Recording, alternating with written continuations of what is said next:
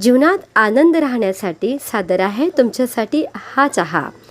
जीवनाच्या रिकाम्या भांड्यात प्रेमाचे पाणी घाला, त्यात मायेची चहा बुकटी, दयेचे वेलदोडे घालून वाणी मधुर्याची साखर घाला. नंतर आदर्श वागणुकीचा पावडर घालून त्यास ज्ञान संवेदनाच्या उष्णता घ्या. ते मिश्रण उकळून द्या. त्यातील अहंकाराची वाफ निघून जाईल. राहील तो शुद्ध चहा. तो चहा मनाच्या गाडणीतून गाडा. त्यातील राग, लोभ, मोह, मद, मत्सर, निराशा, निष्ठुरता हा गाड गाडून टाका. त्यात प्रेमाचे दूध घाला. हा चहा आदररूपी किटलीने नम्रतेचे कपातून सौजन्याचे बशीत ओता. त्यावर शांतीची फुकार घाला. मग सुमधूर चहाची गोडी श्रद्धेने अनुभवा.